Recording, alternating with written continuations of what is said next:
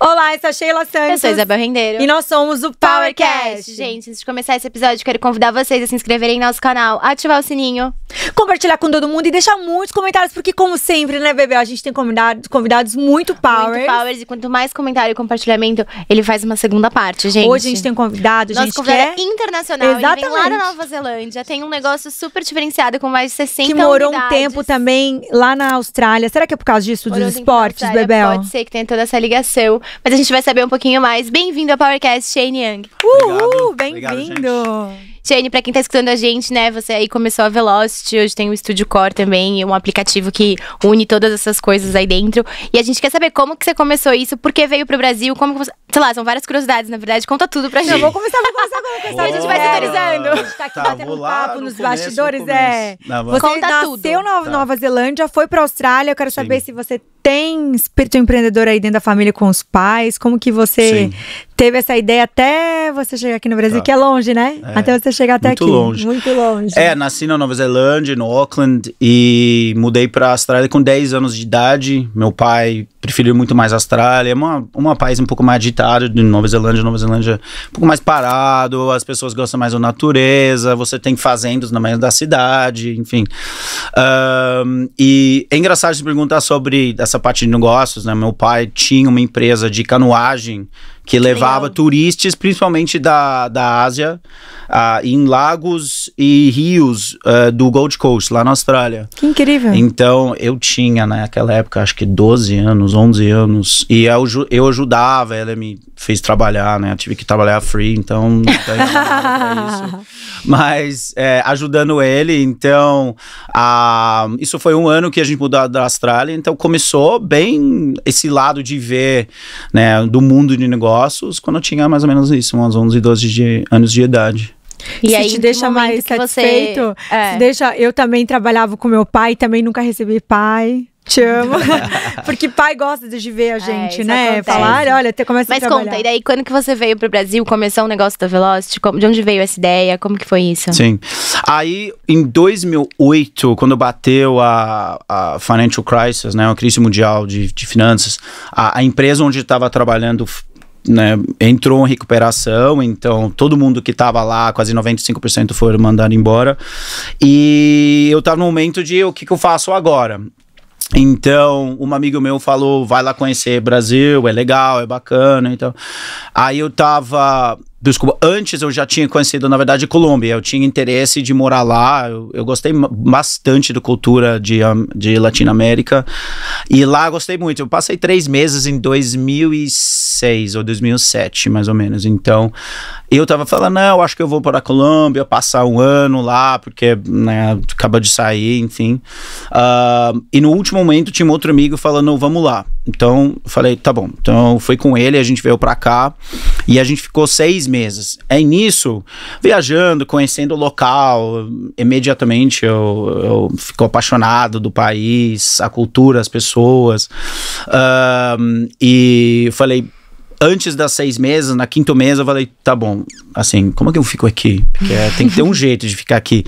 Só que é muito complexo, você tem que ter visto, etc., algum tipo de negócio. Aí, com isso, eu voltei para a Austrália e voltei a entrar no mercado financeiro. Aí fui trabalhando lá 2 anos. Depois disso, eu conheci uma brasileira que é lá, e então a gente ficou junto, casamos, e ela não queria ficar mais na Austrália. Então, ok, vamos voltar para cá, a gente voltou para cá. E durante esse tempo... eu estava trabalhando em empresa aqui também no ramo de imobiliário. Eu conheci um australiano que estava trabalhando em empresa lá em Nova York. E o sócio dele estava com uma ideia de trazer esse negócio de estúdio de bike para o Brasil. Que funciona muito bem lá na Nova York, principalmente, né? Nos Estados Unidos em geral, né? Tava bombando, né? Naquela época era o Soul Cycle, que era o mais conhecido, a celebridade estava indo. Só que eu era mais perfil de esporte treino. Eu gosto de coisa muito forte, assim, de pegar e fazer uma corrida longa, dura. Então, essa coisa de mindfulness entre uma aula não me tocou muito bem. Eu achei estranho, mas dança na bike, música. Mas você sua? Eu falei, você sua e tal. Eu falei, tá bom. Eu fui para Nova York para conhecer. E primeiros aulas eu não gostei. Aí tinha concorrência. Tinha essa do Soul Cycle, que era super de mindfulness, e tinha o Flywheel, que era do treino. Você olhava só os números e você competia com todo mundo na sala. Falava, essa que é o negócio, essa que eu compro. É terrível isso, gente. Não, pra quem é competitivo é a morte. E era literalmente isso. Tipo, a pessoa tá em primeiro lugar, eu não tenho primeiro lugar, eu vou ganhar dessa pessoa. Não, todo mundo só tá ficando olhando da tela. E o professor tá ali falando, mas eu tô olhando a tela, onde era o painel, onde era a tela, onde era a pessoa do lado. Quem será esse número 1? Peraí, deixa eu ver. Esse aqui, como você é melhor do que eu? É horrível isso, pelo amor de Deus. Ficava super irritado. E você começar a falar, não, mas meu bike tá ruim. Pô, só pode ser ruim, eu tô fazendo muito bem aqui, eu não tô subindo no leaderboard. Aí sai da sala e fala, ó, essa aqui, essa é legal. Ele falando, não, é o outro, que a ideia é eu trazer. Eu falei, pô, eu não sei se eu conseguiria, né, trazer isso e faz acontecer. Ainda mais que eu tive uma mindset que o brasileiro não ia gostar disso especificamente, porque não tinha nada próximo disso no mercado. Além de todas as outras coisas, de reserva, né, você pay-per-use, então só paga se você vai, você reserva sua bike, você recebe sapatilha, tive várias coisas diferentes que eu não sei se... Gente, se eu falar que eu acho tão prático isso. Hoje em dia... Mas você sabe por quê? Eu vou falar que esse modelo de negócio, no meu ponto de vista, funciona porque, vamos dar um exemplo, a gente tem uma vida super agitada, né? Hoje em dia, a galera... Tipo, eu vou todo dia pra academia. Sim. Mas você ir, às vezes, todo dia, você faz um plano lá, que às vezes você não vai todo dia. Você faz várias coisas de plano que também não vai. Não faço. Exato, não, até de negócio de depilação. Tipo, eu uso tudo. Mas você vai em tempos, tipo assim, a cada... Mas é óbvio, né? Não pode toda hora. Ok. Mas eu acho que no meu ponto de vista, eu vendo que tem treino de yoga, treino, né, de bicicleta, se você compra o dia, o momento que você tá, você consegue controlar muito mais sua agenda. Tipo assim, eu sei que esses próximos 3 dias eu vou poder treinar, então já vai nos 3 dias. E ainda mais se tem outras cidades também, pra quem viaja muito, então você consegue se organizar dentro de uma agenda. Isso do pay-per-use foi realmente uma divisão de águas, assim, quando falando negócio. Então, no começo, tudo me achou estranho, mas rapidinho eles falam, nossa, isso é sensacional, porque agora, de fato, eu só vou pagar quando eu uso. E, logicamente, no começo, a gente foi super leniente em prazo de uso. Então, se a pessoa não usou, a gente estendia. Então, a pessoa, de fato, nunca perdia, nunca pagou pra nada que ele não ia usar. E as pessoas achou o máximo disso. Do lado de negócio, isso é ruim, porque você não consegue fazer nenhum tipo de amarrar o estimação cliente. de fluxo de caixa, assim, porque ele vai usando e ele só vai pagar depois que ele usa tudo, então não é igual um plano. Eu tenho 1000 alunos, eu vou receber isso todo mês, então fica simples. Então isso foi um grande desafio, parte financeiro, de conseguir entender como gerenciar isso no dia a dia, principalmente pro lado de lado financeiro. Mas a gente conseguiu fazer uma forma que a gente conseguiu entender, ok, mais ou menos isso que vai entrar, mais ou menos isso que vai sair, com, né, um pouco tempo, 6 meses de histórico, e foi andando assim. Então, mas no começo realmente eu não acreditava muito, porque era completamente diferente de qualquer coisa. Mas vocês começaram com o modo competitivo já aqui? A gente tinha ambos. Ah, tá. No dia que a gente abriu a inauguração, tinha 160 pessoas na sala, o ar parou, tava muito quente, surreal, eu tava lá, eu só fazia assim, eu não acredito.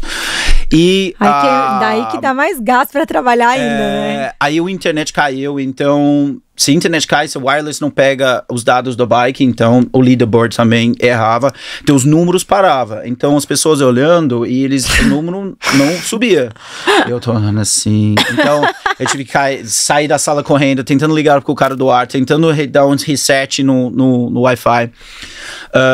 Então no começo a gente achava muito desse lado da competição que ia dar certo.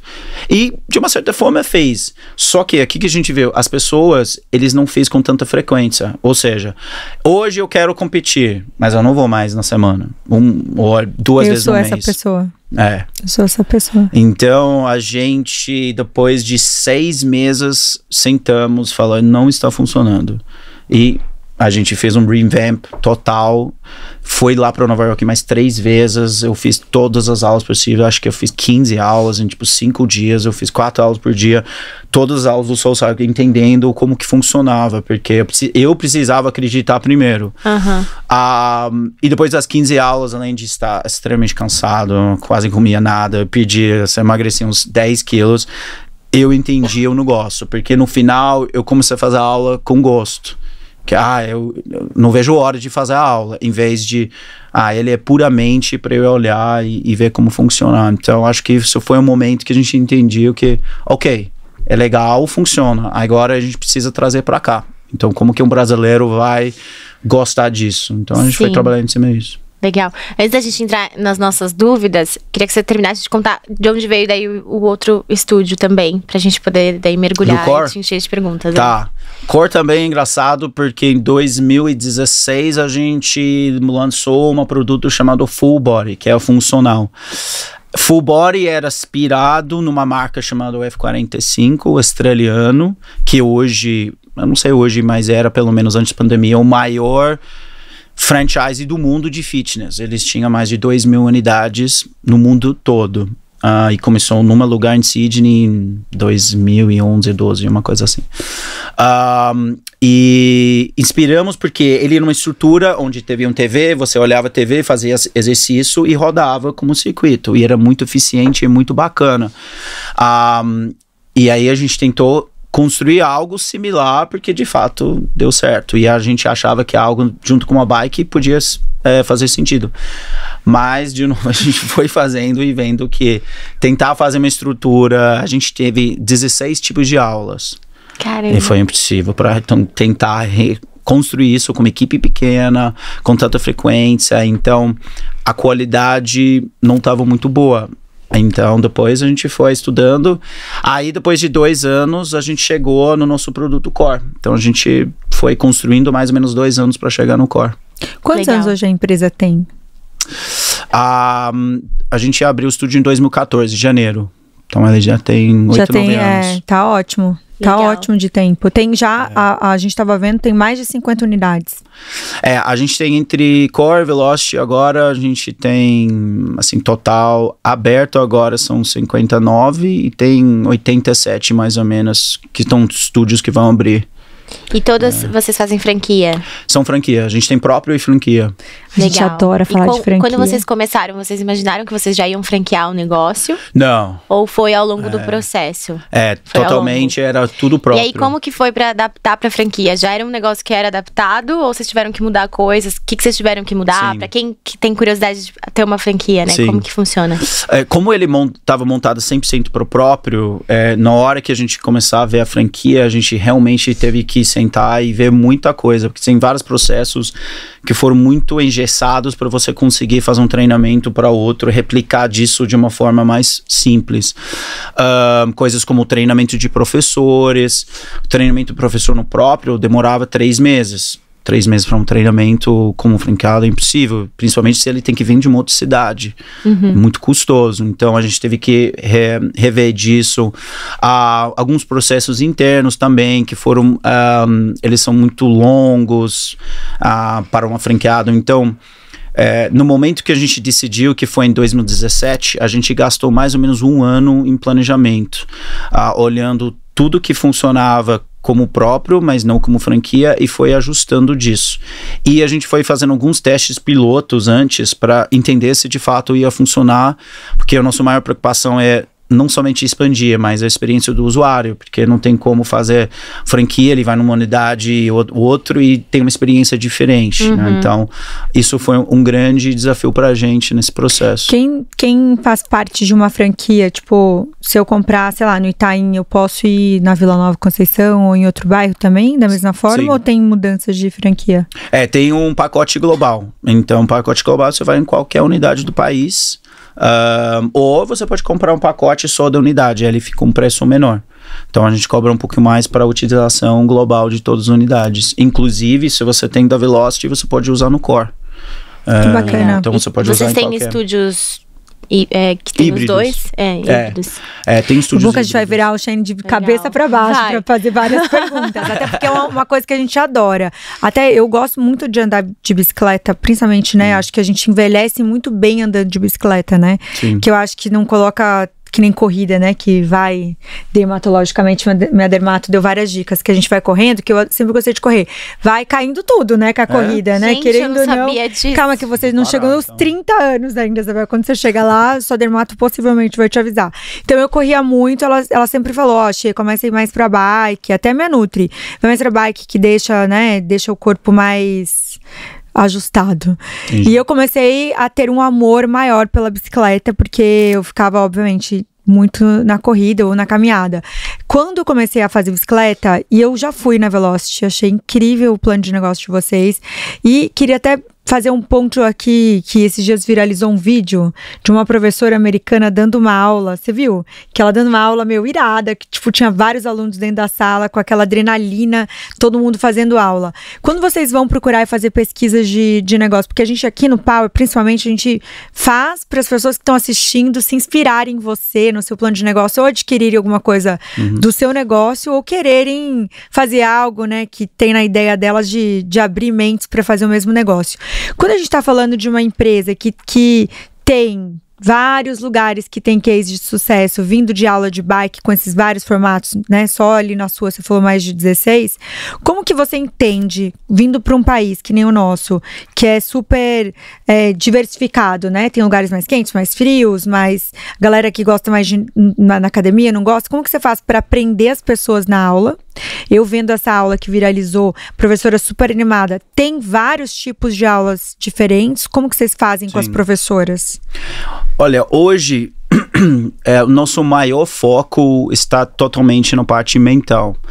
Então, a gente entende que independente da região, do lugar, da cidade, do país, humano, ele é humano, né? Então, todo mundo tem uma similaridade em relação o que toca um humano, né? Então, é música, é uma fala inspiracional, é o jeito corporal. Então, a gente tenta, dentro dos nossos treinamentos e na condução da aula, a gente ensina o professor para virar esse tipo de perfil.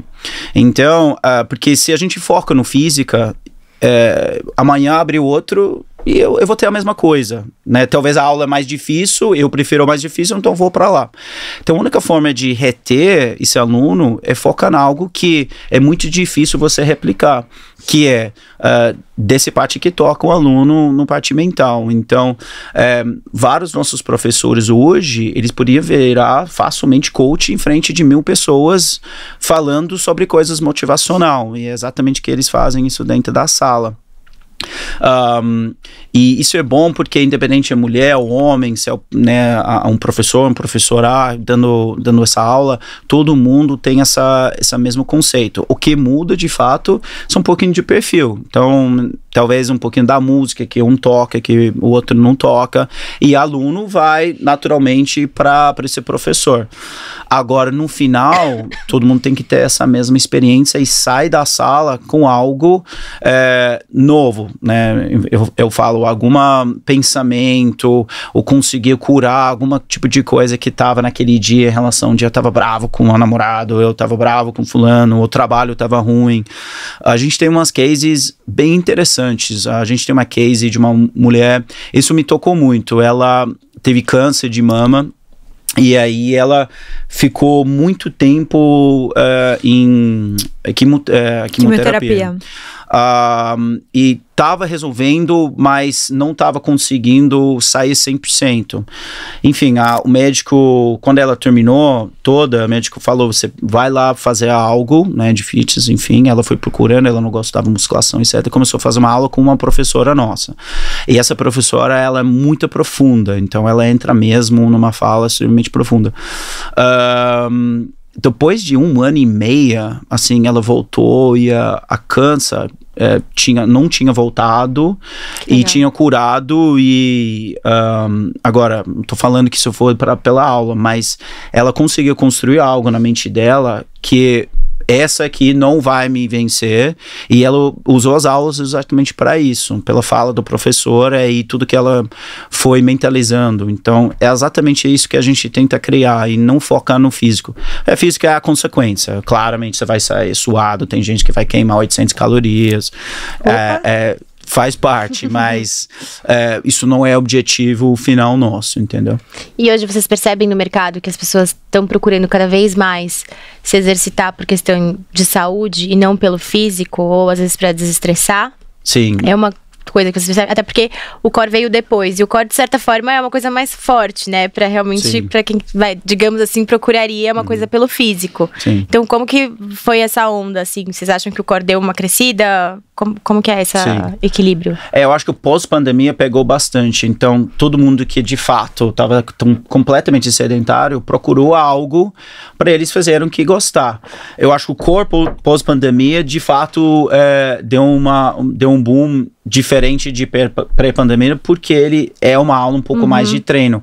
É muito difícil você sair e fazer uma aula de inspiracional, ter uma motivação dentro do core, senão você vai ficar parado ali fazendo absolutamente nada. Sim. Então, só que dentro do core a gente tenta trabalhar com essas mesmas ferramentas. Então, o professor nunca vai chegar a você gritando sua orelha para fazer mais. A gente não procura também empurrar até passar mal. Então, movimentando já está ótimo. Então, se a gente consegue trabalhar você e movimentar, primeiro parte está feito. Agora, como que a gente consegue melhorar você mentalmente? No core, a gente tenta fazer isso e a gente vê uma procura maior, com certeza, por conta disso. E eu acho que as empresas, hoje em dia, estão muito tentando movimentar isso com os funcionários, né? Bastante coisa de endomarketing falando disso. Bem-estar dentro das Bem-estar, dando benefícios. Com certeza tem a questão de Gympass, que as empresas estão tentando ajudar hoje os funcionários. Então, isso a gente acaba vendo muito movimento pós-pandemia, com certeza. Que legal. Vamos falar de franquia, que é um assunto que eu sou muito apaixonada. Como que vocês fazem? Hoje vocês estão em quantos estados do Brasil e como que vocês fazem a triagem de entrada? Pode entrar tem uma média de habitantes na cidade? Vocês entram com um só dos negócios ou com os 3 já formados? Sim. Explica um pouquinho. Mudou de lá para cá em relação de alguns requisitos, principalmente tamanho de cidade, que eu vou explicar um pouquinho. Hoje, acho que a gente está nas 7 estados. É que eu, às vezes, fico confuso com que estado e cidade. 11 estados. Olha só, bastante, estados, tá vendo? Deu um up aí, bom. Deu um up. Mas, e mudou porque a gente tem algumas cidades onde a gente tem unidades pequenas, que tem 250, 300 mil. No começo, quando a gente começou, o requisito era 700, 800 mil habitantes. Uau, era grande. Então, era grande. Então, a gente filtrava muito.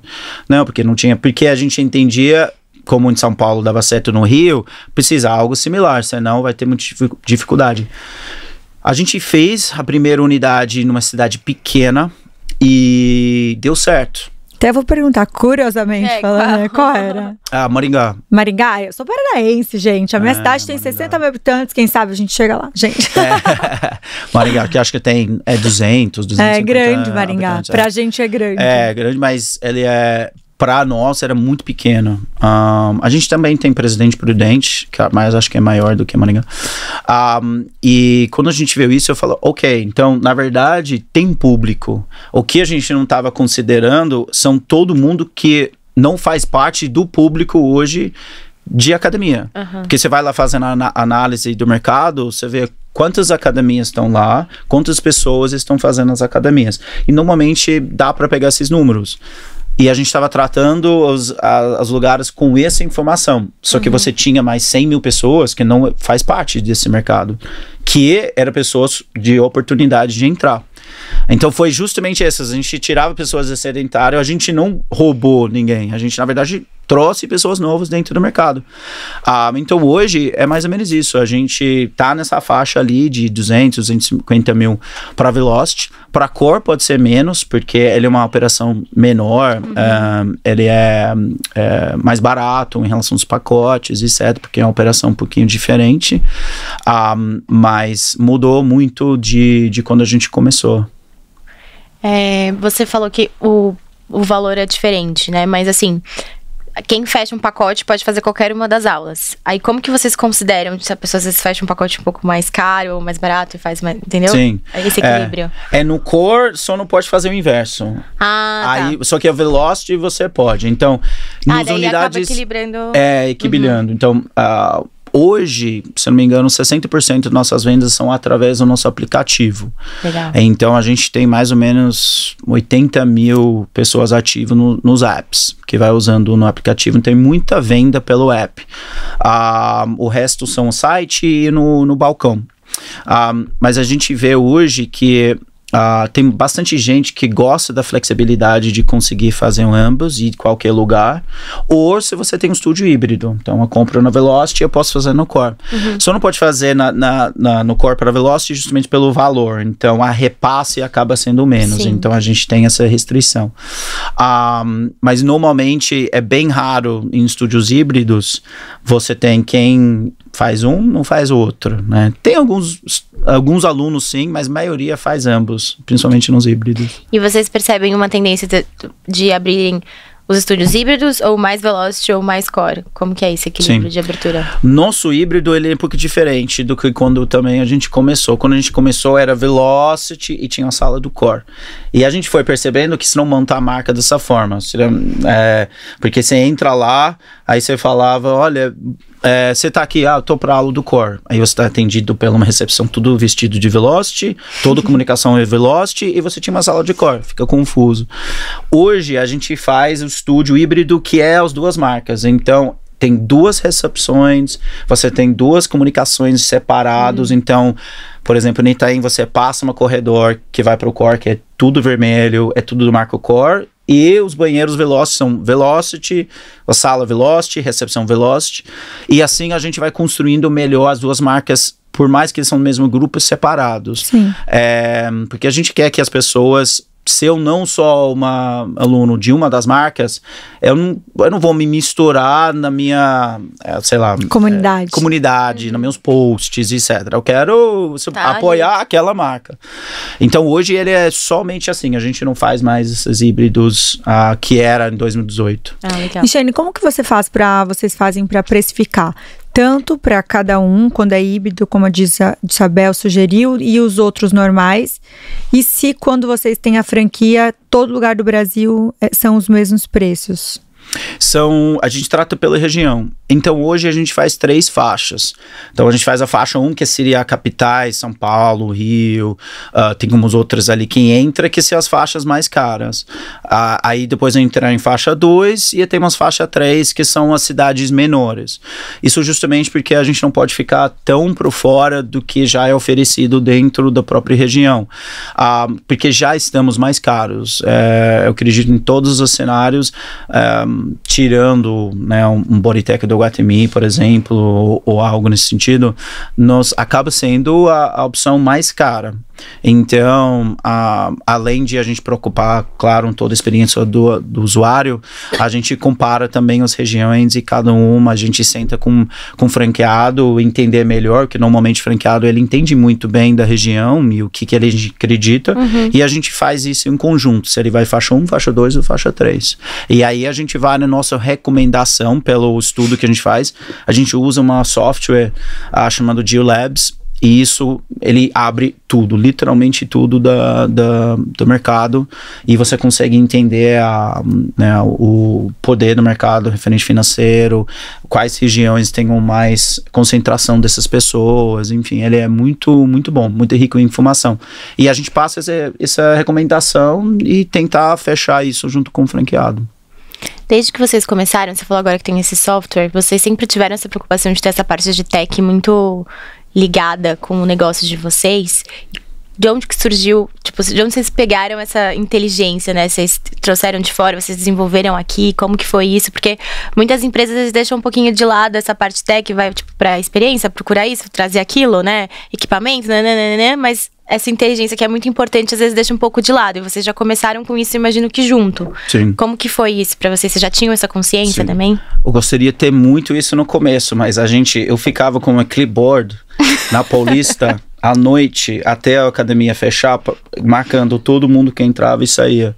Ficava lá horas, quando a gente estava fazendo uma análise inicial. Então, o sistema no começo ia ser bem bom. E foi tipo, uma semana, assim, eu lembro. Não frio. A gente hoje, quando a gente abriu, a gente era bem simples na parte de sistema, porque a gente criou nosso sistema de zero. Então, ele teve vários bugs, ele teve vários problemas, adaptações. A única coisa que a gente usava terceirizada era uma que ajudava nas reservas e nas compras, assim. Então, na verdade, era o front-end era nossa e o back-end era essa plataforma. Depois disso, a gente construiu nosso completo. Mas hoje, assim, a nosso sistema, ele puxa muitos dados pra gente. Então, a gente é quase, assim, não sei se eu vou falar, mas não é que a gente tá olhando pra todo mundo, mas não é do Facebook, do coisa. Mas a gente entende todo o comportamento do usuário em relação das aulas que ele faz, dos horários que ele faz. Eu entendendo falar, gente, não tem nada aí que investiga a vida de vocês. Proteção de dados, tá tudo bem. Pra melhorar a experiência do usuário. Mas ele é um sistema justamente para trazer todas essas informações, tanto para nós, com nossos estúdios, e para o franqueado, para ele entender o porquê. O porquê um horário está se fazendo melhor. É o professor? Talvez não. Pode ser outra coisa. Então, a gente faz várias análises, assim, a gente tem muitas planilhas, sendo do mercado financeiro, assim, a gente está muito chatos com isso, há controle de tudo o tempo todo, e isso é muito importante. Então, a gente usa, com certeza, hoje, sistemas no nosso favor, a gente está em adaptação sempre, a gente vai reconstruir tudo de novo, trazer uma dashboard de novo para facilitar a visibilidade, principalmente dos KPIs principais, isso ao longo dos próximos 8, 9 meses a gente está vendo disso para trazer uma experiência melhor a usabilidade melhor para os franqueados nesse sentido. Bebel, você por favor faça todas as perguntas de marketing daqui a pouco, tá? Por favor, você agora acabou de começar a falar dos seus assuntos. Falei, por favor, Bebel, ótima nisso, exatamente.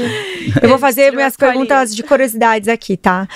Quando a gente tá falando agora que vocês estão com muitas franquias, mas vou fazer uma pergunta que começou lá no início, se já era uma preocupação e como funciona hoje. Os equipamentos, né? Eu adoro fazer uma aula que eu saio de bem-estar. Teve uma vez que a gente foi numa experiência que agora a gente tá viciada em aula de yoga, que até um beijo pra Carol Corona, que a gente entrevistou ela, começou a fazer as aulas e ficou apaixonada por Hot Yoga. Eu e a Bel, a gente tava fazendo, que é uma aula diferente, tava fazendo a aula e a gente, ficou emocionada com a professora, com o lugar, do jeito que é feito a aula, que vem um gelinho no final, a experiência foi muito única, né? E a gente vê hoje como vocês à frente de um negócio que segura todos os dias, né? Tem gente que deve treinar todos os dias, tem gente uma vez por semana, tem vezes uma vez por mês, cada um na sua vibe, porém, como segurar esse aluno para ficar muito tempo, né? Então aí vem minha dúvida. Como que vocês começaram a pegar e adquirir os produtos, os aparelhos e tudo mais? Eram de empresas terceirizadas? Vocês já pensaram no modelo de negócio que se vocês fossem ter muitas lojas, vocês já tinham algum parceiro? E como funciona isso hoje? E o que vocês trazem? Vou colocar o Shane bem na parede, né? O que vocês trazem de tecnologia dentro disso tudo? Sim. O parte dentro do estúdio, mais de tecnologia, a gente tem esse lado que vamos dizer, é ainda de performance. Então, a gente tem antenas dentro da sala que capturam informação do bike. Que máximo. A gente não liga mais o TVs, para justamente não criar esse mal-estar da pessoa. Imagina, você entrar lá e ver que está aí no último lugar para o tempo todo. Por mais que você pode estar curtindo. Então, não, é muito terrível, porque você se compara, tipo, você começa a ver o primeiro lugar, aí você vê, quem será que é essa pessoa? Será que tá aqui na minha frente? Assim, não é possível que aquela pessoa é melhor do que eu. É terrível, e é isso, você sempre vai, 3 vezes, se é ruim, tipo, a última, você fala, nossa, por que eu vou voltar? Realmente é meio... Não, tinha uma época que a pessoa falava, aquela bike tava bem zoada. Então, Então, a reserva para essa bike era loucura. Porque essa bike ganhava todas as aulas. Eu falei, não tá abençoado. Mas, enfim, aí um cara sempre pegava. Ele reservava todo dia. Mas essa tecnologia... Adorei. Você vê como você constrói um negócio. Competitivo. Pra deixar a galera... Eu sou escorpiana, né? Eu falo assim, gente, não ligo pra competição. Dá um mês eu tô lá. Gente, Isabel, não vai naquela bike. Você ia super competir. Ela é super competitiva. Mas essa é única, porque a diferente pra gente, né? A gente vai nos toques mais sutis. Porque dentro da sala a gente quer que a pessoa completamente desligar. Então, no parte de tecnologia, ele tem isso. Então, depois você vai receber seus dados, você recebe uma coisa que você pode compartilhar depois nas redes sociais. Então, tem isso.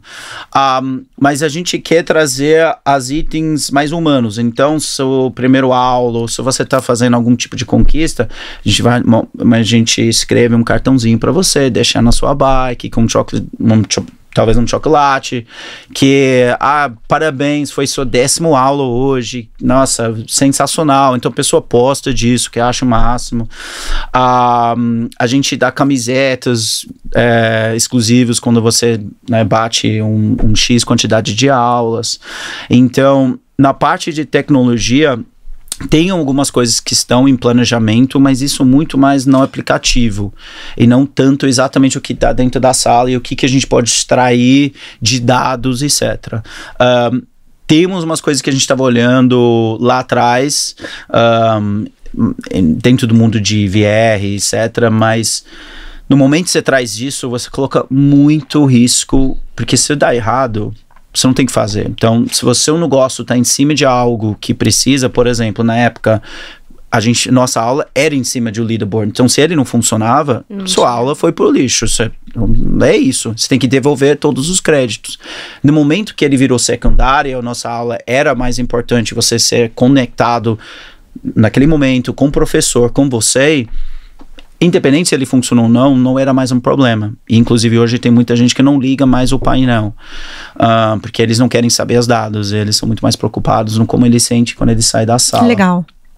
E no Core, também. Só que no Core, sim, a gente está vendo umas tecnologias, conectividade de relógios para trazer uns dados dentro da aula. Então, o professor pode dar aula junto quem tem um relógio para você verificar como você está indo. Ou também ajudar pessoas que têm problema, pessoas mais sedentários, talvez vai passar mal em aulas. Então, você quer manter eles dentro de uma certa faixa de batimentos. Então, isso pode ser algo muito útil para o professor. Quem tem um relógio, quem está começando, fala, você manter mais ou menos aqui, e isso pode ser projetado para uma tela que o professor pode seguir. Tem algumas coisas assim de tecnologia, mas a gente está vendo muito mais para o lado sutil humano, o que mais a gente pode adicionar, igual do gelinho no final, que faz total diferença para o usuário. Salva a gente no final da aula, né? Salva Já muito. fiz O gelinho é legal. É calor. É calor. Nossa, você acha que assim, nossa, vai ser super tranquilo. No final você fala assim, cadê aquele gelinho, gente? Chega e salva a gente, né? Não, e é um suor que você fala, gente, eu nem sabia que eu suava. Exato, eu era capaz de ter suor caindo do meu cílio, umas coisas assim. Você fala, que é isso? Pra respirar. Exatamente. Acho que pra homem deve ser pior, né? Porque o homem normalmente já soa mais. Eu não tenho flexibilidade nenhuma, então tava lá sofrendo muito pra entrar na posição. Suando muito. E aquele calor, e bebendo água. Eu já bebo água normalmente. Nossa, eu tomo muita água também. Porque realmente a gente gasta, acho que uma energia essa só dessa coisa de gastar. Água. Eu bebo muita água. Não, nessa aula eu não sei quanto você acaba tirando de água, mas é muito. É um poço no final ali. Mas a aula é muito bom. Eu gosto muito. Não, me sinto super conectada. Não sei se é o calor, se é a aula, não sei o que é professora, que é maravilhosa, não sei dizer. É o combo. Sheila, e aí, indo para as minhas dúvidas de marketing. Tá. Vou começar Adoro. Pensando nesse segmento de academia, exercício físico e tudo mais, imagino que vocês têm algumas datas que sejam mais especiais, que vocês conseguem pensar em formas de atrair o consumidor de vocês, só que vocês têm o ano inteiro para conseguir estar captando, né, novos leads e tudo mais. Hoje, qual que é o pilar que vocês mais acham que é o que, tipo assim, funciona, que realmente atrai mais leads para vocês? É fazendo coisa em rede social, é fazendo coisa, às vezes, pessoalmente, ou indicação, dentro de todos os pilares que vocês podem trabalhar, qual que você acha que é o que mais atrai dentro do marketing? Sim. Acho que é o nosso negócio que mais dá certo, na verdade as duas coisas, mas eu colocaria primeiro a boca a boca pra gente. A gente não sabia quanto isso é forte, até a gente começar a entender quando o aluno fala, olha, eu trouxe 5 amigos, porque na época a gente não teve esses dados, a gente não teve também uma app que controlava, indicar amigo, que você vai ganhar uma aula, isso não existia na época, então só foi quando falando, e de repente você entende que quase metade daquele estúdio, ou mais de metade do estúdio, era pessoas convidando, era amigos, era família, pessoas do trabalho, e era isso. Então, a gente começou a focar muito nisso como experiência, então trazendo ações dentro do próprio estúdio, né? Então, parcerias, fechando dias especiais, trazendo parceiros que são muito legais para fazer comida, bebida, depois da aula, faz a festinha, etc. E o outro, com certeza, é o social media. O social media pra gente é muito, muito forte. E isso porque as pessoas, hoje, quando eles estão fazendo atividade física, eles postam. Então, é muito raro alguém não postar. Quando eu tô lá no estúdio, assim, na hora de pico, você tá tentando passar as meninas que estão no espelho, assim, no corredor, enfim, para passar, porque todo mundo tá tirando foto. E você tem daquele momento, você fala, nossa, todas essas pessoas estão gerando um marketing free e que talvez, não sei quantas pessoas isso vai atingir, porque você não sabe. Então, a gente preocupa muito nisso. Então, como que tá a estrutura dentro da unidade onde a pessoa tá tirando foto? Tem que ser perfeito. Porque tirar uma foto que algo não tá legal, isso não é bom. E como gerar a experiência suficiente para a pessoa querer postar. Então, lá atrás, quando Gabriela entrou e a gente estava naquele boom... né? Eu ia até perguntar se ela era sócia, se ela fez collab, como que ela era de vocês? Não, ela é sócio, ela é 100% sócio nossa. E então, quando ela entrou na época, todo mundo queria ir para postar Velocity, mas era para falar que você foi lá na aula, e ela, assim, estava fazendo muita aula naquela época. Então, a pessoa não estava tão preocupado na experiência, era mais preocupado, eu tava no local, então postava que eu tava lá. Hoje isso mudou. Hoje, de fato, a pessoa quer um ou outro, principalmente uma unidade nova, ele vai postar que ele tava. Mas como que você vai fazer a pessoa postar todas as vezes que vai? Você vai 3 vezes, a pessoa vai passar 3 vezes. Então, a gente começa a entender. Então, experiência. Então, o nosso time de marketing, que coitado, tem que falar bem, hein? Eles não dormem muito bem, mas... Tô aqui com a pele ótima. Mas trabalham sensacionalmente nas redes sociais, na interação. A gente agora faz um engajamento com os alunos. Logo mais a gente quer melhorar principalmente o nosso customer service, o atendimento com a pessoa online, para tudo que a pessoa está postando, ele está vendo o que a gente está vendo. Então, a gente agradece disso. Lógico, são muitos, então não tem como responder todo mundo. Mas, por exemplo, tive um caso de uma menina no Twitter que ela postou sobre um vídeo. Ela fez um vídeo sensacional sobre toda a experiência dela. E ela não era um influenciador. Só que se viralizou no Twitter, acho que 250 mil. 350 mil. Que incrível. Você tá jogando tudo pra baixo, né? Eu tenho que aumentar. Ele podia jogar pra cima. É verdade. Sou muito humilde. Eu falo, é fofo ele.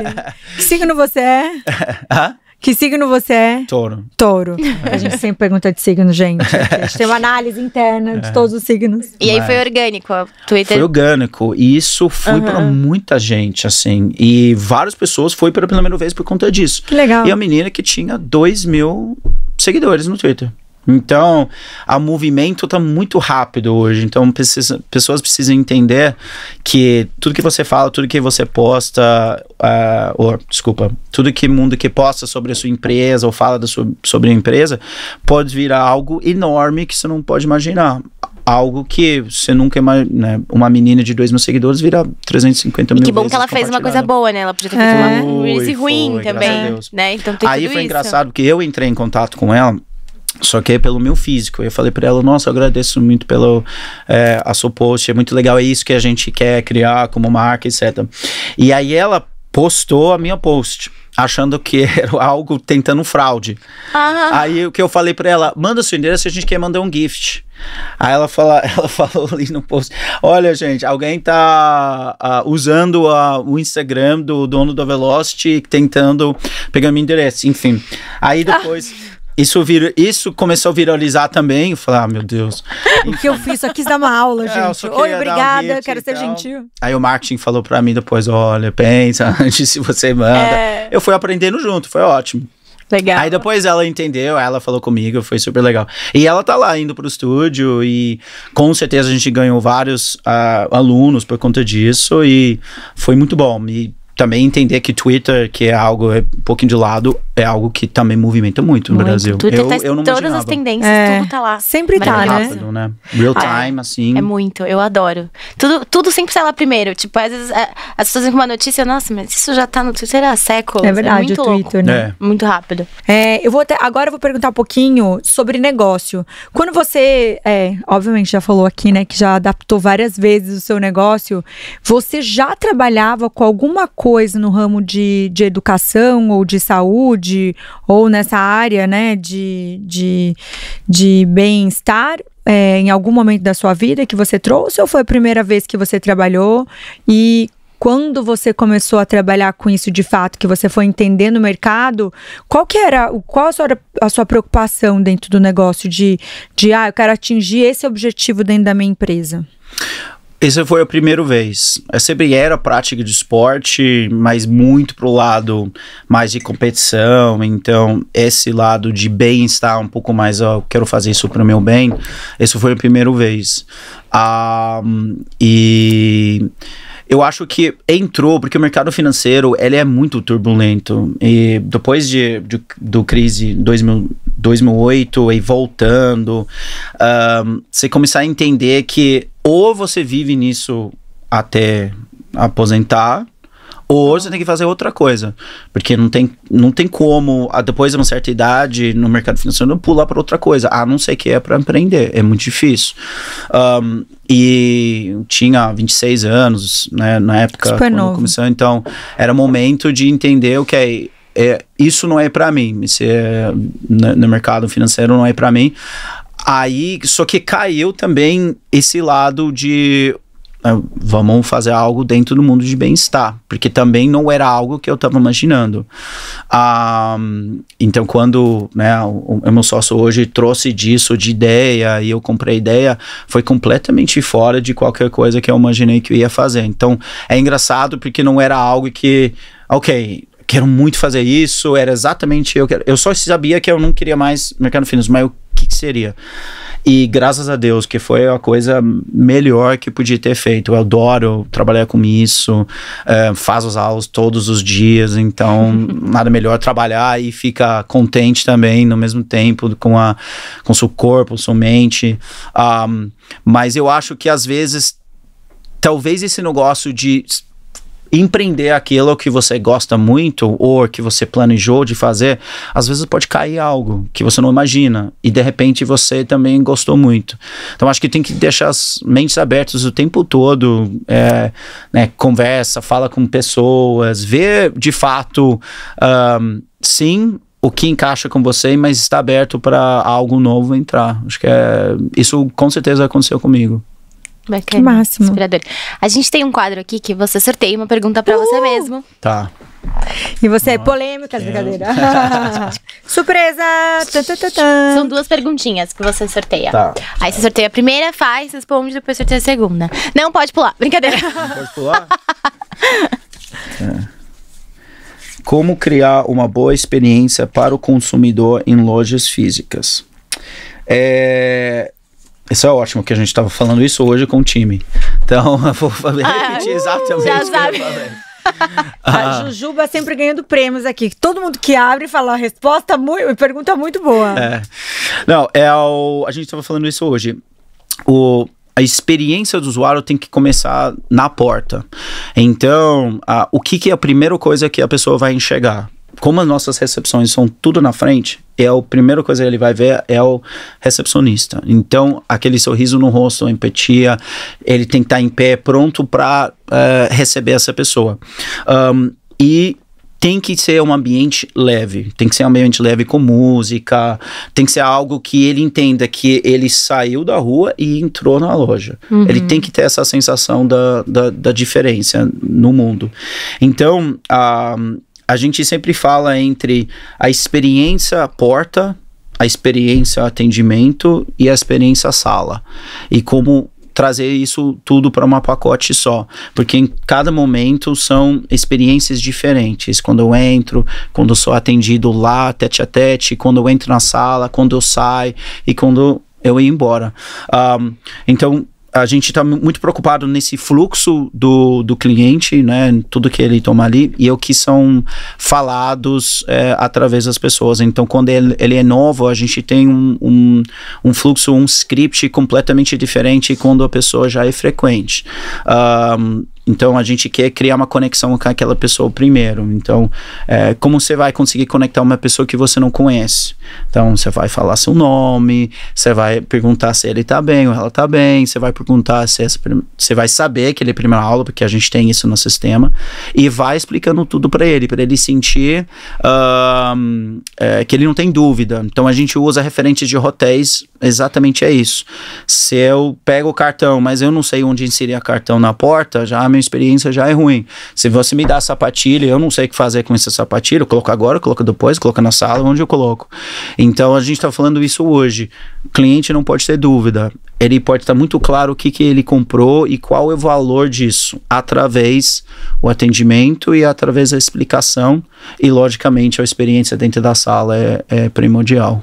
Você vê quantas preocupações, né? Que às vezes a gente nem imagina, exatamente. Né? Mas realmente, ainda mais nesses estúdios, não sei vocês ou se eu que sou lesada, mas eu às vezes me sinto, tipo, muita coisa pra fazer. É o armário que você tem que saber abrir a senha, fazer a senha, daí eu nunca sei fazer a senha, daí nunca dá certo a senha, daí eu tô atrasada, aí tem que tirar um negócio e você fica tipo, meu Deus, o que tá acontecendo? E tipo, se não tem alguém ali pra te ajudar, você realmente você fala, putz, meu, sacanagem. E você sempre chega atrasado. Quando você vai pra aula, todo mundo chega atrasado. Todo mundo. É 2 minutos antes da aula, é aquela loucura, é a porta aberta, aí você tem que entrar, a porta fecha, a pessoa entrando, saindo. Não, só o fato aí quando eles avisam. Pode entrar atrasado, exatamente, não, só o fato coisas, quando eles avisam, não pode, depois de 5 minutos fecha a porta. Ai, meu Deus, daí parece que tudo acontece pra chegar na aula. É muito complicado. A gente tem isso também, mas graças a Deus, hoje não temos tanto mais problema com isso. As pessoas entendem a importância disso, porque nada pior você tá lá e a porta fica abrindo e fechando. Concordo plenamente. Luz entrando, porque a sala é escura, no Velocity. No Core não tanto, mas no Core, se você entra atrasado, você vai ter que passar, todo mundo tá fazendo exercícios, então também tá ruim. Mas é chato, né? Depois, eu entendo que eu nunca cheguei atrasado nessas aulas, mas eu entendo que quando eu chego assim na cara do gol, que eu falo assim, chego lá quase morrendo, eu falo assim, a hora que eu entro, eu começo a ver a experiência, eu falo assim, é chato mesmo quando a pessoa chega atrasada, porque perde, né? Perde o professor começando, perde explicando, aí você tá treinando, chega uma pessoa que não sabe nem que tá conectando. Exatamente, demora pra se conectar. Exatamente. A gente fala que seria a mesma coisa se você tá ali com fone e alguém tá te tucutando assim o tempo todo, assim, com o olho fechado. Então a gente fala bem isso. Mas a gente alguns momentos a gente teve um problema que tem trânsito em São Paulo, aí fica complicado, né? A pessoa cruzou a cidade para fazer, correu, chegou lá e assim, às vezes a gente deixa entrar, mas depende da situação. Shane, antes de você fazer a sua próxima pergunta, eu vou fazer só um push aqui, Isabel. Você entende hoje qual que é o diferencial de vocês dentro do mercado? Sim. O nosso maior diferencial, de fato, está no treinamento do professor e como a gente faz essa consolidação entre a experiência sala e experiência fora da sala. Porque não adianta você entregar algo onde eu estou chorando na sala porque o professor me levou num caminho, uma jornada surreal, e eu saio e essa linguagem aqui não tá batendo, tá diferente. Então, isso é muito complicado, porque de fato acontece isso. Então, imagina saindo de uma experiência assim, eu falo assim, imagina terminando uma maratona e todo mundo que tá na fila final só tá ali assim. Ninguém tá batendo palma, ninguém tá ali para te receber aquela coisa incrível que você fez. E a gente tem isso, tem gente que nunca fez nenhum tipo de atividade física na vida. Então, como que a gente consiga trazer essa sensação para essa pessoa? Tanto lá dentro quanto lá fora. Então, é um desafio grande, mas eu acho que esse é o nosso maior diferencial. Pessoas procurando algo muito física, com certeza tem lugares melhor que a gente. Mas, claro, assim, a nossa física pode ser muito bom se quiser, mas isso não é nosso diferencial. De fato, tá na experiência mental da pessoa, e aí ele usa isso como consequência para fazer algo incrível com a parte física, porque ele vai conseguir fazer mais aulas, ele vai conseguir talvez pegar mais peso, ou fazer mais repetições, dependendo da aula. Ele não vai conseguir fazer isso se a mente dele não tá bem. Então, acho que esse é o nosso maior diferencial. Legal. Segunda Pode pergunta, fazer. você não vai fugir. Última. A última, ele quer fazer várias. Vamos esvaziar. Comprida essa. Ih, tô tensa. Tô até vendo, eu. tem várias Como linhas você aí. vê o futuro do mundo Brasil? Qual é a importância do comércio online no seu negócio? Futuro mundo Brasil. Geral, né? Tá. Eu acho que, assim, eu olho para o Brasil como um país com muitas oportunidades no mercado, assim, é um país que as pessoas acreditam lá de fora que ele é um jeito, mas quando você mora aqui, vive aqui, ele é completamente outro. As pessoas, a cultura e dentro de negócios, tem muita coisa hoje que não está saturado no mercado. Então, tem muitas oportunidades de conseguir alavancar em cima do próprio cultura brasileiro. A gente olha para o nosso ramo, não tem muitos players dentro do mercado. Então, diferente dos Estados Unidos, só dentro de bike nos Estados Unidos, eu acho que são mais de 60, 70 marcas. Que incrível, você não tem né? 6 ou 7 aqui no Brasil. E todas essas marcas, você vai ter marcas que você nunca ouviu na vida que tem mais de 300 unidades. Uau. Caramba. Uau, né? Difícil de avaliar. Eu fiquei surpresa dessa marca quando eu vi um dia, falando, possível, 300 unidades, nunca vi na minha vida. Então, o principal é, primeiramente, onde é essa oportunidade e como conseguir trabalhar com isso, que é, da mesma forma, tem muitas oportunidades, é muito difícil várias entradas de negócio, né? Players grandes têm uma vantagem porque eles já entenderam uma terra, então, e com certeza tem o peso por trás de conseguir lidar melhor com certas situações, com problemas econômicos, com os riscos, Claro. que o player pequeno não tem essa vantagem. Mas a gente vê hoje muitas startups que está começando, várias pessoas estão entrando mais nesse mundo. Eu acredito que o Brasil vai no curto prazo, longo prazo, vai facilitar mais a abertura de empresa, de conseguir empreender melhor. Então, eu sou muito otimista do Brasil em si, né? Olha para um país, por mais que ele seja mais fácil de abrir um negócio, só que ao mesmo tempo você não tem uma população grande, você não tem um mercado muito grande para trabalhar. Então, de uma certa outra forma, é mais difícil para você empreender, porque você está vendendo para menos gente. E quando tem mais players no mercado, é mais difícil ainda. E do parte do comércio online, é essencial. A gente estava falando esse dia, a gente tem que melhorar muito a nosso trabalho no comércio, o nosso comércio online. Hoje, como falei, já trabalhamos bastante disso, né? Mais de 60% das nossas vendas estão através do app, mais uns 20% do site, uns 30% está no balcão, mas com certeza, trabalho de e-commerce referente à venda de roupa, que é algo que a gente vai começar a fazer muito forte. A gente tem uma linha de roupa nossa, mas é um lado de negócios que eu acho dentro do mundo de fitness, principalmente estúdios e academias, olha, eu vou lá fazer minha aula e vou embora. Mas a gente tá vendo isso como um lado de negócios que, se você vai para fora, eles têm linhas que são exatamente isso. A pessoa compra para usar mesmo. Então ele vai Ela já resolve a vida dela lá, né? Exatamente. E usa com orgulho daquela marca. Então a gente quer construir disso e a gente tem muita demanda de pessoas que não têm um estúdio perto. Então a gente precisa vender de uma forma online. E eu falo para vocês, Brasil, em termos de aplicativos, eu estava na Austrália agora e tá muito pior do que aqui em relação de o Happy Turbo, por exemplo, chega na sua casa em 10 minutos. Não existe isso lá, não tem. Então você vai ter que esperar 1 hora, 2 horas para o negócio chegar. E ele não é tão elaborado quanto aqui, com a quantidade de restaurantes bons, supermercados. Então, o Brasil hoje, ele vive dentro de um negócio digital incrível, que também tem de negócios como dá para aproveitar e alavancar em cima disso, melhorar.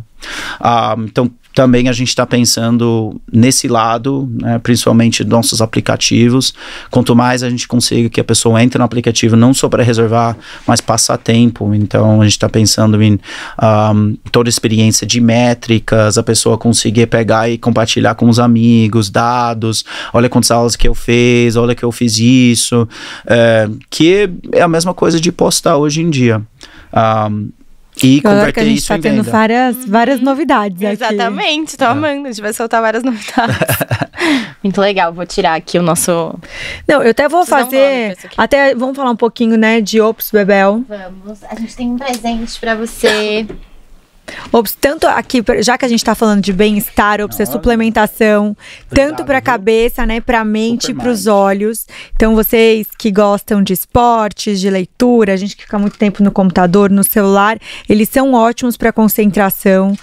E também ajudam a aumentar a nossa... cansada, essas coisas, é ótimo. Exatamente. Suplemento. Quando a gente tá... A gente também. Então. A gente também, mais 2 pra você tomar aí. Quando a gente tá falando por aqui, tá passando o QR Code. E entrega pra todo o Brasil. Isso, né, Bebel? É só clicar. E vamos voltar lá? Eu vou voltar pra mais uma coisa de marketing. Tá. Mais uma curiosidade, né? Porque você... como dono da empresa, você tem os seus sócios e tudo mais, mas acaba que todo mundo participa ativamente dessa questão do marketing, até como que vocês definem o tom de voz que a Velocity vai se comunicar com os consumidores lá no Instagram. E o que você acha dessas empresas, que às vezes são empresas quadradas para quem tá por fora, né? E que estão aí trazendo essa inovação de conversar com o consumidor como se fosse uma outra pessoa. Tipo, sei lá, tem a Ryanair, que é uma empresa de aviação, sim, que é uma coisa quadrada, e eles estão, assim, inovando super nas redes sociais, trazendo meme, um monte de coisa engraçada, conversando. Coisas que grandes empresas aqui também já fazem, mas que já são empresas mais cool, digamos assim. Sim. O que você pensa disso? Se é uma coisa que, se a sua diretora de marketing trouxer, você vai abraçar, ou você vai falar, não, gente, o que é isso? O que tá acontecendo? Qual que é a sua visão sobre isso? Acho que é o tom de voz agora e conseguir, né, falando com os clientes através do social media é tudo. E não adianta mais aquela coisa tão enquadrada, né? Hoje até o KFC teve uma briga engraçada com o Burger King. Saiu disso ali, eles estavam tete a tete, ida, volta, tiram sarro um do outro. E são empresas gigantes. Então, e isso viralizou e teve muito engajamento. Sim. A gente ainda não chegou nesse nível ainda em relação de riscar um pouquinho mais referente aos testes, mas por exemplo, o nosso social media no último ano mudou muito, muito. A gente ganhou mais coragem em algumas coisas e foi tentando elaborar as coisas que são engraçados, mas fazem parte da vida que quem, né, tá por dentro. Então, eu acho que é super importante. E a gente fez um estudo muito grande agora também, refez todo o nosso tom de linguagem como empresa, a gente atualizou tudo.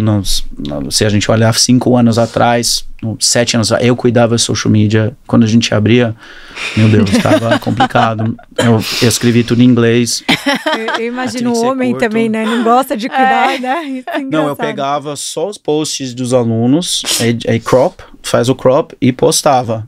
E tagueava as pessoas e eles achavam máximo. Adorei. E era isso. Então, todo o meu conteúdo é esse. E eu tive que criar. Mas hoje, de fato, é bem diferente. Então, tem uma equipe que tá olhando isso, né, 24 horas assim. Construindo, tentando pegar os trends na hora. Então, viu que saiu algo, tem que pegar algo rápido para trabalhar em cima. Senão vira velho, né? Atrasado e você perde o time do negócio.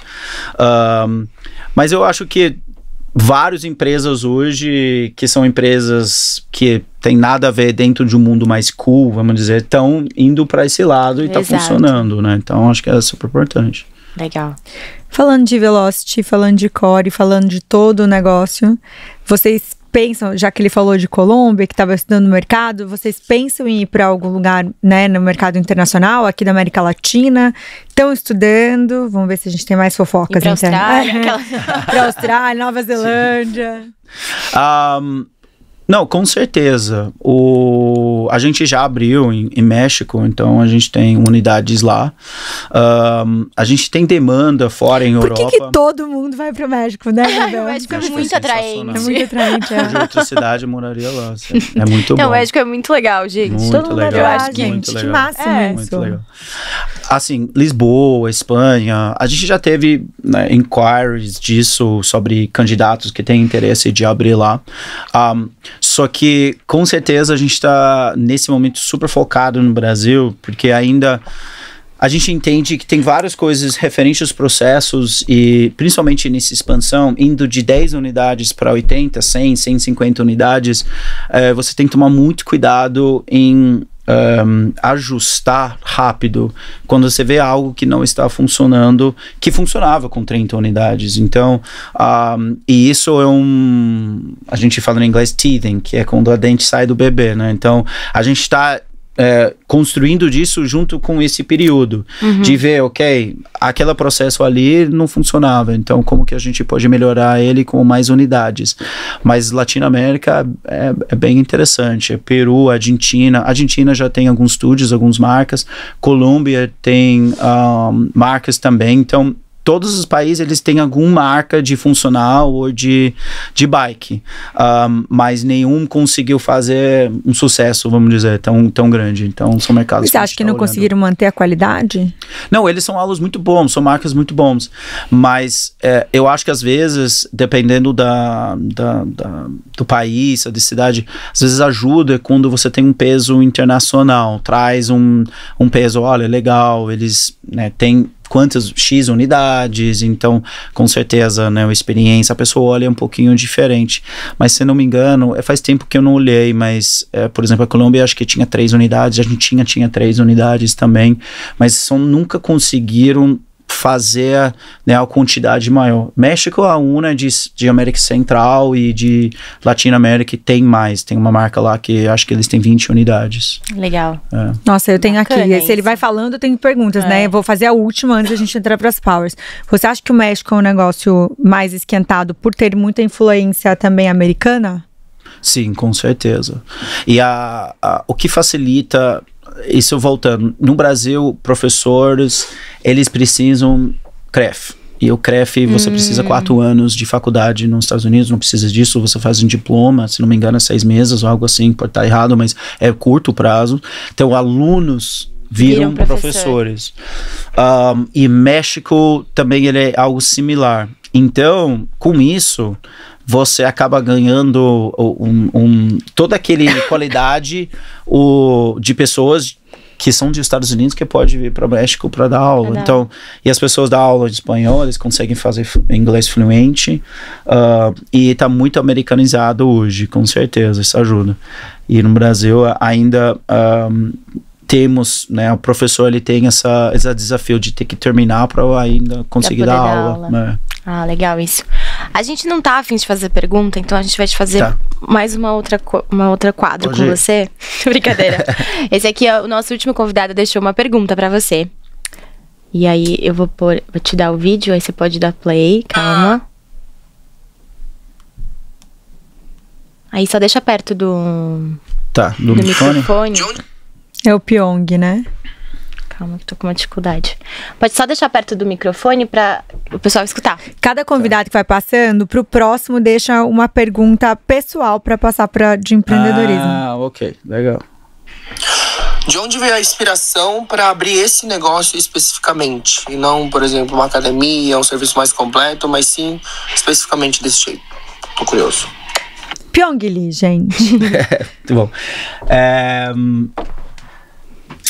Vendo que o mercado fitness estava mudando e sempre os trends que acontecem nos Estados Unidos, em algum momento vai começar a pegar nos outros países. Então lá o maior ponto foi as pessoas não queriam mais aquela coisa tão enquadrada de academia puxar ferro.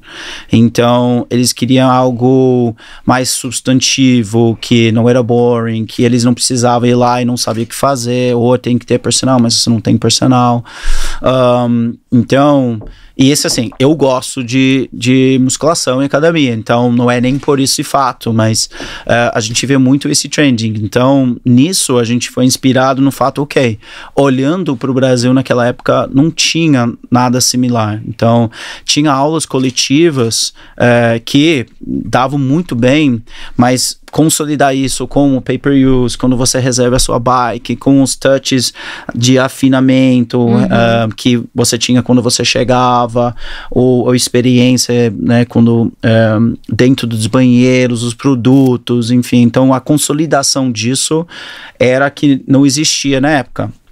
Então, eu acredito que se já tinha, existia na época isso, em uma outra marca, enfim, provavelmente a gente não tinha abrido, porque não era completamente novo, pioneiro. Então, eu acho que com certeza a inspiração principal, além do conceito em si, foi que não existia no mercado. É muito difícil você achar algo que não existe. Então, alguém já não está fazendo disso de uma forma igual, assim. Então, acho que é isso. Adorei. Legal. Vamos falar de 067, Bebel? Vamos, depois a gente entra nas Powers. A gente quer te dar mais um presente. Obrigado. 067 vinhos, distribuidores. Exatamente. Esse é um rótulo autoral deles, eles são lá de Campo Grande. Esse é em homenagem à piraputanga, que é um peixinho que salta e ele é de lá.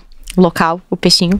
E aí o rótulo é em homenagem ao salto da piraputanga. Legal. E eles têm vários outros rótulos autorais, além deles serem distribuidores, eles também são importadores, né, Xê? Exato. A gente é apaixonada, né, Bebel? Porque tem vários vinhos maravilhosos. Eles vão para várias vinícolas do Brasil e fora do Brasil para escolher os vinhos. Então, vinícolas pequenininhas. Então, é bem selecionado. Eles estão em vários shoppings, né? Os melhores shoppings e os melhores aeroportos do Brasil com wine bar. Então, a gente chega lá, vai trabalhar, vai tomar um vinho, vai esperar o voo, ou fazer compras, para no wine bar, toma um bom vinho come ainda. Uma coisinha gostosa. Exatamente. Um suplemento, exatamente, você tá ótimo. Tá ótimo.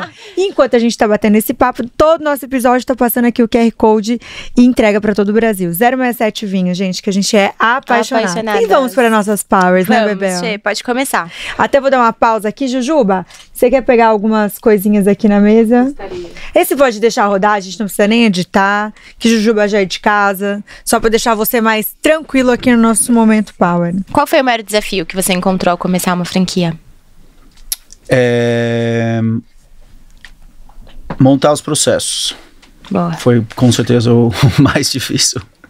Boa. Nossa, as nossas powers estão bem brincalhonas aqui, estão ótimas. Eu vou fazer essa aqui, então. Se você pudesse implementar alguma coisa dentro hoje, de novo, dentro do negócio de vocês, o que você faria?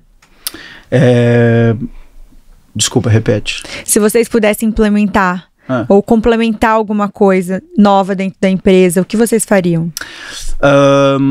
Eu gostaria muito de fazer uma experiência diferente chamada tipo Velocity Labs, que seria, você só chega lá, não tem banheiro, não tem nada, seria uma sala completo de a melhor coisa de tudo dentro da sala, de iluminação, de equipamento, e tudo que a gente está construindo nova da aula, a gente faria lá.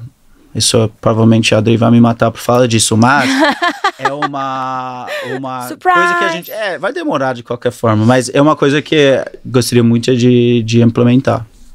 Muito tipo legal. Tipo Z-Labs, sabe? Z-Labs. De máximo. E não porque não tem banheiro. Não. Brincadeira. Legal. Se você tivesse que abrir uma Velocity em qualquer lugar do mundo, menos no Brasil, qual seria? Uau! Eu acho Espanha. Espanha. Justo. Só porque eu moraria lá, então... Eu tô pensando onde talvez não seria um bom negócio, mas pelo menos eu tô lá. Adorei.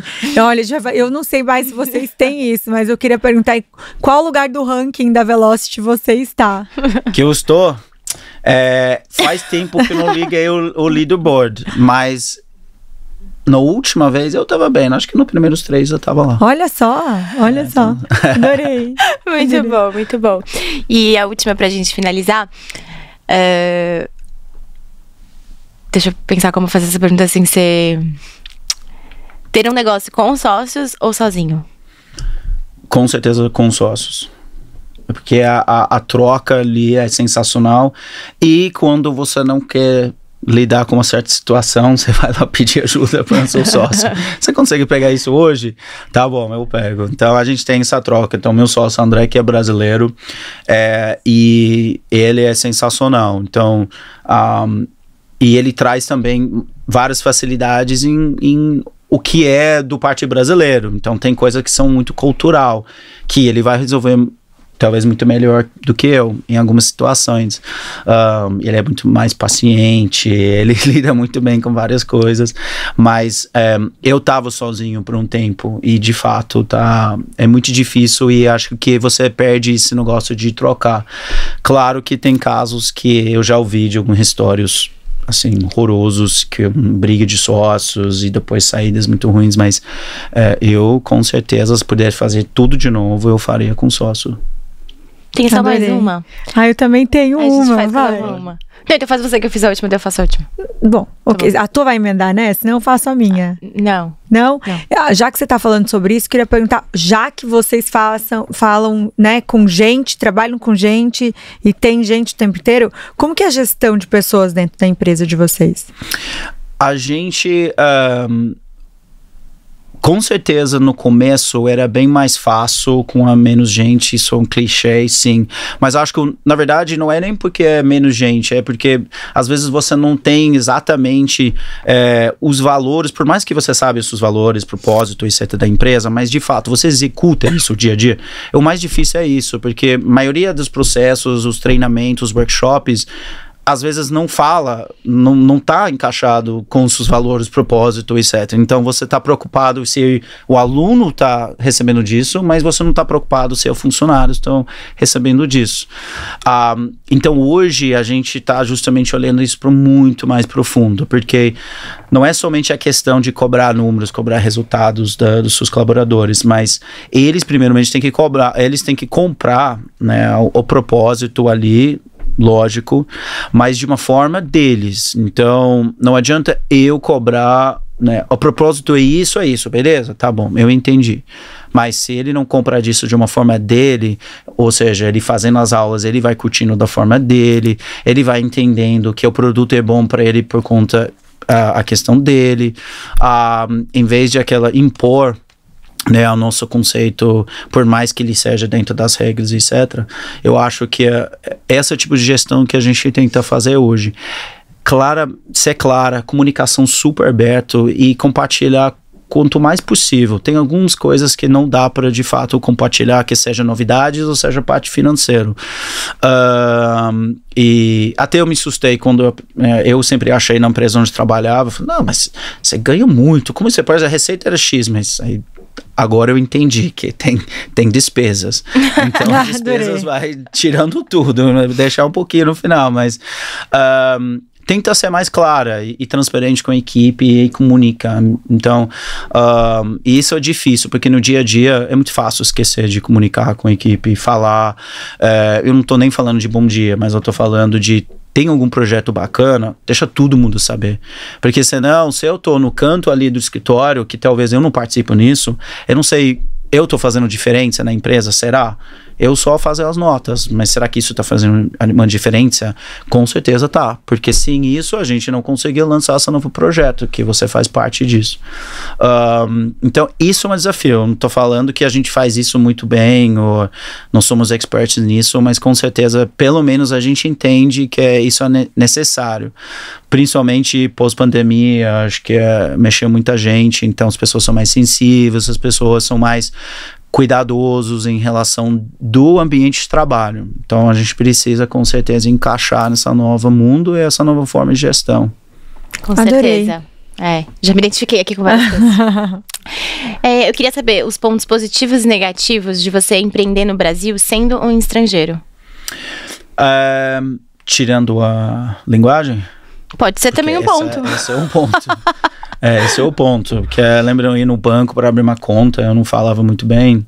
Era muito difícil. Mas, tirando isso, eu acho que os pontos mais difíceis a entender que não adianta você estressar com certas pontas. Então, se eu poderia falar para um estrangeiro que vai aprender no Brasil, com certeza, não um mentor, mas acho alguém, um brasileiro, alguém que já entrou nesse meio e senta com essa pessoa e enxuga tudo, absorve tudo, literalmente pergunta 1000 perguntas, tudo que é possível.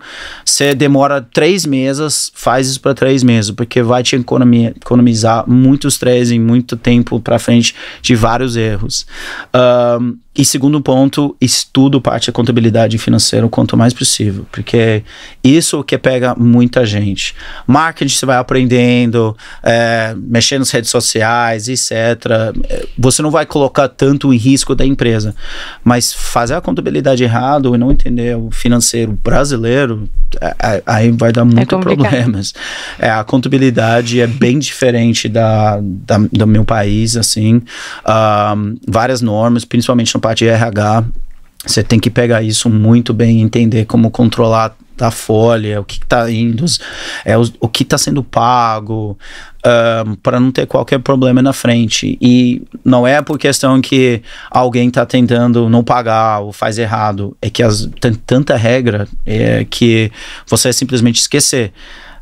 E tem muito empreendedor que quer fazer isso sozinho, ele não quer pagar quantos R$1.000 para uma contador fazer esse trabalho. Mas vale a pena. Eu tentei fazer no começo e não deu certo. E os pontos positivos?